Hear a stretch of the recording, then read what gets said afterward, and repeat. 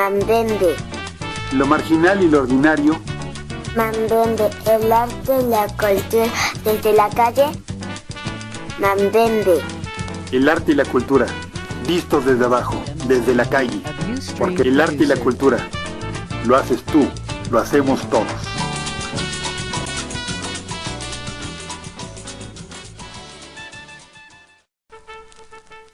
Otros días mi idea era abordar el tema de este asunto de lo que pasó en Chihuahua, dar un enfoque, estudiar un poco el panorama a nivel cultural. Digo, no llegué cuando tocaban el tema, pero digo, sí ve que lo puedo tomar ahorita en la sección. Era un poco sobre si hay modo de explicar por relaciones culturales siniestros como estos, como ha habido cientos y ¿Pero cientos. de qué tema? De los niños, el niño asesinado en Chihuahua. Por otros 5 niños. Sí, iba un poco al contexto. Realmente ni siquiera he seguido demasiado la noticia. A mí sí me perturba un poco, o sea, y no me causa tanto morbo el asunto. Lo que sí me queda claro es de que no es inédito. Es inédito la difusión. Digo, los periódicos esos que andan en la calle, que ahí los venden gritando, están llenos de ese tipo de noticias, más que lo que es aquí perturbador es que fueron varios los responsables y que incluso hay un sadismo muy muy afilado, muy particular, y que incluso eran parte de la búsqueda para encontrar al desaparecido, ¿no? Sí, y además, bueno, a mí lo que como dices, me parece muy perturbador es el hecho que fue un niño tan pequeño en relación a los otros. Sí, o sea, había realmente, la edad era de 3 a 1, más o menos, en dos casos, si no me equivoco, ¿no? 6 contra 15 es prácticamente 3 a 1. O sea, ya, obviamente cuando los niños pasan de primaria a secundaria, hay un cambio cultural, físico enorme, ¿no? O sea, hay un cambio de prioridades y de concepción de la vida muy complejo, Sí. Y son años, muy pequeños años, para los adultos, pero niños son dimensiones abismales, ¿no? Fíjate que hay un texto que en los 90 Guillermo Bonfil Batalla hace en relación sobre la construcción de la niñez y bueno, de las niñeces en este país. Él establece que, bueno, ya hemos platicado un poco sobre la construcción de la infancia históricamente, pero él plantea que en México partimos como en todos lugares de que la familia es un núcleo vital por la cantidad, por el nivel de relación y la frecuencia de relación con la familia. Pero dice, no olvidemos, este etnólogo y antropólogo nos comenta que no olvidemos que la familia nos ha aislado de la sociedad. O sea, la familia en gran parte solo reproduce unas variables que la sociedad permite. O sea, digamos, hay muchas diferencias en las familias, pero pertenecen a un grueso cultural, a una serie de normas establecidas de manera general en un espacio determinado, en un tiempo determinado. Y no son perfectas y están llenas de defectos, como cualquier. Y es una otra cosa agrupación humana. en movimiento, ¿no? O sea, para todo, lo que hoy es legal, mañana puede ser ilegal y viceversa, ¿no? Fíjate que él establece que, digo, para poder llegar al terreno que quería ir, él establece que en México hay 4 variables que se entrecruzan siempre para establecer la formación cultural de la infancia en este país. Una dice que plantea la relación Mesoamérica y cultura dominante llegada de los europeos. Todo el tiempo hay una relación punzante y dramática entre las relaciones mesoamericanas en términos de la concepción del mundo, concepción de la vida, concepto de la muerte, y el que viene de Europa. Y eso siempre está en una estrella de afloje en cualquier parte del país, ya sea en el norte, ya sea en lo que fue Mesoamérica, donde estuvieron las zonas más hacia todos los territorios de la cultura maya. Siempre hay una estrella de afloje entre esas concepciones. El otro asunto plantea que la región establece usos y costumbres muy determinados. Digo, no descubrir el hilo negro, pero vamos, plantear que un niño costeño sea pescador y un niño del altiplano, por ejemplo, de la zona de Hidalgo, sea agricultor, es una manera de determinarlo, ¿no? Y eso determina un sinfín de variables en el comportamiento de la infancia. La otra es el asunto de lo rural y lo urbano, que ahí entra una parte más compleja, porque en la urbe, el gran constructor de las costumbres y el mediador de la cultura tienden a ser la escuela. Y en el campo, la escuela se suele ver como una serie de ideas que invaden, que parten de la cultura dominante, y ellos tienen, aparte de la escuela, quien aporta todas las estructuras sociales suele ser la comunidad. O sea, ahí es las relaciones entre comunidad y escuela es un poco más tensa, digámoslo, y en la ciudad se le concede mucho a la escuela, porque es la que defiende. Bueno, partimos de la idea de que la urbe es la cúspide de la civilización, como hace rato hablábamos del humano, ¿no? Como la cúspide de la evolución es el humano. También se plantea que la urbe es la cúspide, ¿no? Que es y la última es las clases sociales, ¿no? O sea, los pobres, los ricos. Entonces, esas 4 variables son los que dinamizan una compleja cultura de los niños, una compleja formación de los niños, y establece una serie de subculturas muy complicado, digamos, de taxonomizar, ¿no? Pero eso sí es una manera de determinar que la cultura, digamos, la gran cultura, o sea, los usos y costumbres construidos a lo largo de la historia y respetados en un lugar determinado, son fundamentales para la construcción de los conceptos y los actuales de los niños. Oye, pero bueno, estás dándonos como un marco teórico, ¿no? Sí. Entonces, ¿pregunto o me espero? Si quieres, pregunta. Pues que me hace ruido desde el otro día, porque a mí también me ha pegado mucho esta noticia. ¿Qué entendemos por niño? Y creo que parte de la bronca es que todos, o casi todos, asumimos como niño a un inocente. Sí.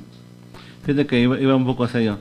O sea, igual ocupando a Bonfils. A Bonfils Batalla, que es el gran teórico de la cultura en México, pues, dice que, bueno, la definición de niño, biológicamente, alguien la podría determinar.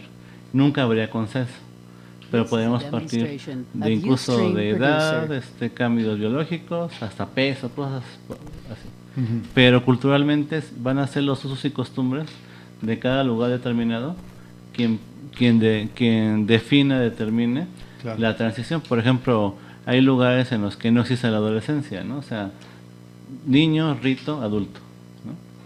Hay otras en las que hay una adolescencia gigantesca, digamos, en gran parte del mundo más civilizado, entre comillas, vamos. Es casi un invento de la posguerra, sí. Después de la Segunda Guerra Mundial. Y luego ¿no? La adolescencia son ya casi 20 años luego, ¿no? Como que de 15 a 35 unos quieren alargar la vida entre lo adulto y lo infante, ¿no? Entonces ahí es donde partimos de un rollo perturbador. O sea, son muy de convención, ¿no? Son muy convencionales esas cosas. Sí, porque por ejemplo, entonces a lo que por ejemplo, en la urbe, en un lugar, digamos, en el DF, en el que hay una vida más estructurada, un gran porcentaje puede ir a la escuela, un gran porcentaje tiene acceso a una serie de servicios. La relación del niño adulto o del niño hacia la adolescencia es muy distinta a Chihuahua, por ejemplo, donde las condiciones no son precisamente iguales acá. Entonces ahí la construcción del niño hacia el adulto puede ser más rápida. Entonces por eso que niños o adolescentes de 15 años jueguen violentamente o asesinen violentamente a un niño de 6, quizá ya no sean propiamente niños en un término que lo concebimos, ¿no? Es que, bueno, convencionalmente, de acuerdo, o sea, los acuerdos internacionales, las convenciones internacionales, se es niño hasta los 18 años. Y es más, vas al IMSS y si tienes 17 años y medio te mandan con el pediatra, porque así está la cosa. Sí. Y se es mayor de edad a partir de los 18. A partir de los 18. Es un asunto meramente convencional. Realmente, ¿qué diferencia hay de los 17 con 11 meses a los 18 con un mes? Pues, o sea, no hay... Sí, de hecho... Realmente, sí. Y la adolescencia no existe en términos legales. Creo que eso es un asunto que también ojalá tuviéramos legisladores decentes se va a ir construyendo, ¿no? Se vaya construyendo eso, porque ahorita me acordé de con lo que estabas comentándonos, de lo que decía el doctor Mireles hace año y medio, que le decía, es que ¿por qué tienen a niños aquí con armas? Dice, pues no son niños, tienen 15 años. Sí, claro. Dice, pues es que es un niño. Dice, pues será que niño allá en la Ciudad de México, pero aquí a los 15 ya no eres niño. Pues es lo que estabas diciendo, ¿no? De acuerdo a la forma de vida, a la región, pues también este asunto de la edad. Sí, incluso digo, en tu trabajo de docente lo notas, ¿no? O sea, los niños que trabajan son distintos a los que no trabajan, o sea, llevan otra construcción encima, ¿no? Van cambiando. Incluso por turno, entre el turno matutino y el turno vespertino también se nota ese... Entonces, aquí es donde puede funcionar ese asunto, ¿no? O sea, pues si estás en la costa, toca familia pescador, pues vas a priorizar la pesca en gran parte, porque culturalmente es un sustento de vida, o sea, una serie de cosas que culturalmente se volca la población hacia ese asunto, ¿no? Y pensar en la pareja, en el matrimonio, pues también se ve de una manera diferente, de acuerdo a la expectativa que tengas para el futuro. Ahora, fíjate, entrar al tema de explicar si bueno, primero voy a poner a partir de que no necesariamente eran niños en términos como lo concebimos, ¿no? O sea, igual que los niños héroes no eran tan niños, ¿no? Nada más eran menores de 18 años. O sea, ese asunto de que no es tan romántico, ¿no? No son niños de 8 años incapaces de pensar en la muerte o incapaces de pensar en la tortura. Pero viene la otra parte, ¿no? O sea, algunas voces, yo parcialmente estoy de acuerdo con ellas, siento que no hay que exagerar, pero sí estamos ante una sociedad que va construyendo la violencia como una solución. O sea, incluso estamos en un país que la violencia es una solución casi histórica. Por ejemplo, ahorita comentabas a Mireles, pues yo veo incluso con buenos ojos, suena drástico, pero que los niños, entre comillas, milicianos, defendieran su derecho a vivir sin que los estuvieran extorsionando, ¿no? Sí, claro. Pero también está el narco que hace leva, ¿no? Hace leva de 14, 15 años. O menos, incluso. 12. Entonces, la violencia estamos rodeados de violencia casi por todos los espacios. En términos oficiales, o sea, vamos, algunos podemos decir que los 43 desaparecidos eran casi niños en un término, o sea, eran muy jóvenes. De hecho, al principio alguna propaganda iba orientada en ese sentido, pero la verdad es que como ninguno tenía cara de niño, pues el asunto no pegó mucho por ahí, pero era suficiente con que fueran muy jóvenes como para... Por ejemplo, hubo una intervención muy buena en la línea 3, que se llamaba, le pusieron Método Niños Eures y le pusieron el 43, ¿no? O sea, porque todavía concebimos en parte, o sea, como infantes, ¿no? O sea, hay una parte romántica que percibimos a ellos como infantes. Si no eres adulto, pues eres niño. Está ese asunto que decía del narco, está este asunto de la rebeldía, de cualquier tipo, o la necesaria como la de las autodefensas. Entonces, la violencia está establecida como una solución. Entonces, si todo tu medio es violento, puede generar, o sea, no lo podría aseverar, puede generar algunas salidas como esas, ¿no? En las de que hay tanta información de la violencia, está tan permitida, lo que comentaba de las variables, ¿no? O sea, la sociedad permite variaciones en las familias, y si esa variación es la violencia, está permitiendo en sí misma actos violentos, que no tienen que llegar a ese grado, pero lo que se llama pendiente de resbaladiza, que es que si permites un acto violento, ¿qué esfuma? ¿Qué corta el siguiente acto violento? O sea, ¿dónde vamos a poner los límites? Y los límites no los podemos poner con base en estadísticas o en base a criterios acomodaticios. El límite lo tenemos que fijar desde una perspectiva moral. se cumpla o no se cumpla, pero tenemos que aspirar a que se cumpla, porque si no, entonces es ponernos pues, cada vez más cínicos. Entonces, como en México matan mucha gente, pues lo que hay que hacer es reglamentar cómo vas a matar a la gente. Ajá. Se vale matar solo de frente, que aquel también esté armado, que le cantes el tiro derecho, que le regales unos chocolates antes. Sí, o sea, que le avises 24 horas antes y que mandes copia al juez. Sí, o sea, pues es absurdo, ¿no? Y en México, pues, dicen algunos, es que hay que reglamentar la prostitución porque pues hay mucha, entonces mejor hay que reglamentarla, ¿no? Es otro tema. La droga hay que reglamentarla porque pues hay mucha, entonces mejor vamos reglamentándola. Y creo que ese tipo de cosas, aunque efectivamente como son temas bien diferentes los tres, en parte implican como darse por vencido. Sí. Y hay cosas en las que no debemos dar marcha atrás. Bueno, yo creo que debe ser como le llaman como peleas de dos canales, ¿no? O sea, una regula lo que está pasando y otra culturalmente tienes que revertir lo que está pasando, pero nunca se hace lo segundo, ¿no? Fíjate que en un país de primer mundo, o sea, entre comillas, o sea, lo que pasó en Chihuahua ya sería una película cantada para dentro de 2 años, ¿no? Pero también sería... Y si los Almada estuvieran más jóvenes, aquí en 6 meses. Y bueno, sí va a haber una película seguramente de lo que llaman serie B, ¿no? Así una película de 3 pesos. Marginalona. Ajá. Pero también habría alguna ley. O sea, leyes nacidas de ese hecho. Sí. Para evitar que se repita algo. Ajá, y incluso algunas psicoactivas y otras preventivas.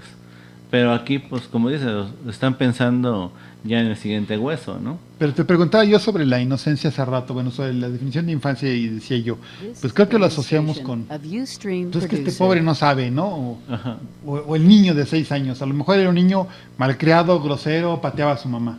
Pero nadie pues, nos ponemos a pensar en eso, porque además no merecía ningún castigo de ese tipo. Pero, o sea, pensamos siempre en términos de un niño pequeño, en términos de alguien pues, prácticamente inocente de todo mal. Creo que nos viene mucho de la cultura judio-cristiana, ¿no? O proyecto. Pero entonces, ¿tú qué percibes o qué piensas?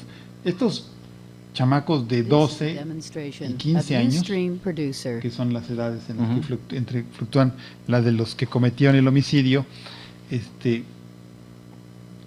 son culpables, sabían lo que estaban haciendo, sabían lo que es el mal, se dieron cuenta que, claro que eso no puedes adivinar, pero digo una especulación al respecto, que estaban matando al chavo. Pues fíjate que se establecen que la idea de bien y mal se va cimentando entre los 6, 7, cosas así, ¿no? O sea, se va cimentando, se va complejizando, ¿no? Porque incluso luego saben que está mal patear, pues saben que está mal meter un cuchillo en un abdomen, ¿no? O sea, yo creo que sí había elementos.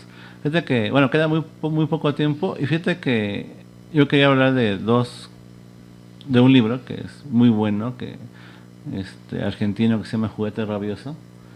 El autor es Roberto Alt, es del, creo que 1926, y los hago colación porque lo que plantea es un barrio hiper marginal, o sea, la Argentina más marginal de los principios de los 20, y la aspiración de los niños no es ser abogados, no es ser soldados, no es ser políticos, es ser asaltabancos, porque todo lo que les llegaba a la literatura y noticias eran los asaltabancos exitosos, y era la única manera de salirse de ese hoyo en el que estaban. Como ahora ser narco, ¿no? Ajá. Y eso lo plantea en las primeras 3 o 4 páginas, o a lo máximo 5, y de ahí viene toda una historia bastante rica, bastante trágica. De hecho, se iba a llamar La vida puerca, de ese tipo de realismo sucio, muy lamentable.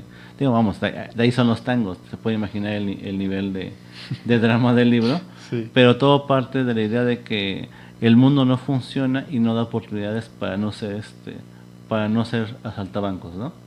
Y la otra es, también lo había comentado con Héctor la pasada semana, una película considerada entre las mejores 100 películas de la historia del cine. Algunos dicen que no, pero esta es una que se llama Ciudad de Dios, que plantea 4 historias de 4 gentes que fueron jóvenes en el tiempo más crudo de las favelas, cuando cuando empezaban a traficar muy fuertemente con las drogas y con las armas.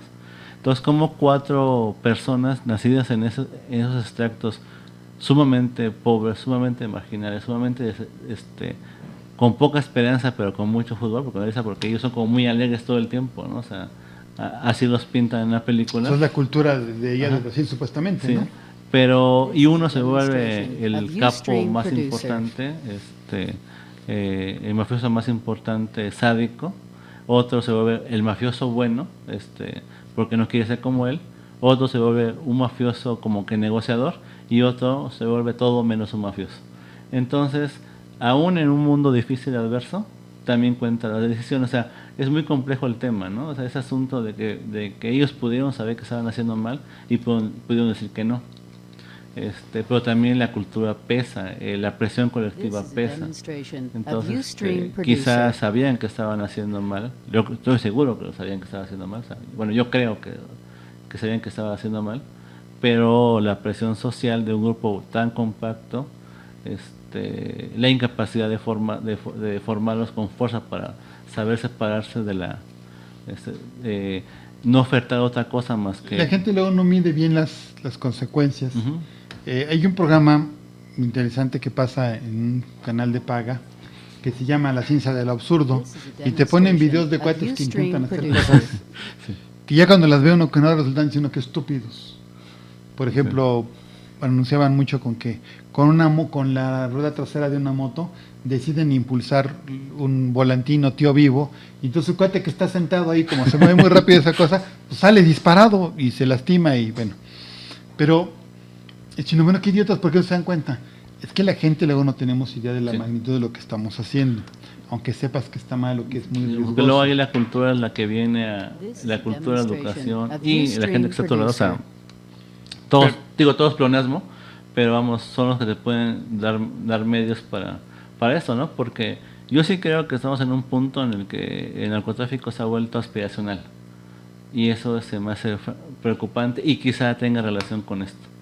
O sea, quizá sea solamente una luz aislada, esperemos que lo sea, o quizás sea una de las tantas expresiones que hay en una vida con tan pocas propuestas de vida. A mí lo que me preocupa de eso que estás diciendo, de lo que comentamos y del bullying, es la falta de empatía. O sea, cómo mucha gente puede ver que alguien está sufriendo, que estás haciendo sufrir a alguien, y no decir, no debe sufrir. Y entonces cuando dices que el narco es aspiracional, y modo tengo que reconocer que para mucha gente así es.